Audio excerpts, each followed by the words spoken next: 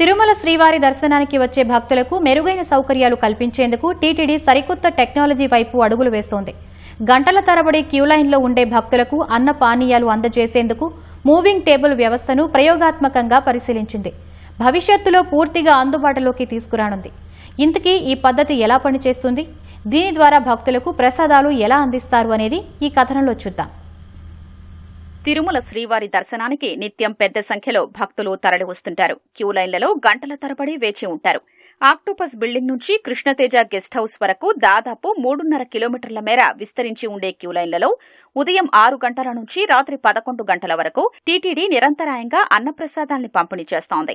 సుమారు 100 మంది శ్రీవారి సేవకులు ప్రతిరోజు పాలు, మజ్జిగ, నీళ్లతో పాటు ఉప్మా, పులిహోర, సాంబారన్నం, టమోటా రైస్ వంటి పదార్థాల్ని భక్తులకు అందజేస్తున్నారు. రద్దీ పెరిగిన సమయంలో అన్నప్రసాదాల పంపిణీకి శ్రీవారి సేవకులు ఇబ్బందులు ఎదుర్కొంటున్నారు.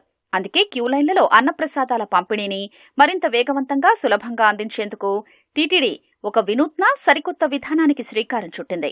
శ్రీవారి సేవకుల సమస్యకు శాశ్వత పరిష్కారం చూపే దిశగా కీలక అడుగు వేసింది. ఇంజనీరింగ్, క్యాటరింగ్ విభాగాల అధికారులతో సమగ్రంగా చర్చించి మూవింగ్ టేబుల్ పద్ధతిని ప్రయోగాత్మకంగా అందుబాటులోకి తీసుకొచ్చింది.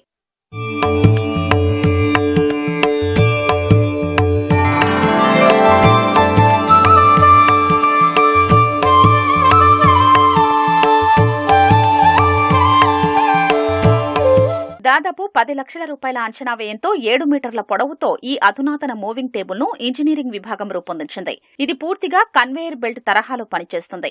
టేబుల్ పై అన్నప్రసాదాల ప్లేట్లను ఉంచగానే అవి చుట్టూ క్రమపద్ధతిలో కదులుతూ భక్తులకు అందుబాటులోకొస్తాయి. క్యూలైన్లలో వేచి ఉండే భక్తులు లేదా నడుచుకుంటూ వెళ్లే భక్తులు ఏమాత్రం ఆగాల్సిన పని లేకుండా తమకు కావలసిన ప్రసాదం ప్లేట్లను చాలా సులభంగా తీసుకునే వెసులుబాటు లభిస్తుంది. టేబుల్ పై ప్రసాదం ఖాళీ అయిన ప్రతిసారి శ్రీవారి సేవకులు ఎప్పటికప్పుడు కొత్త ప్రసాదం ప్లేట్లను అక్కడ అమరుస్తూ ఉంటారు.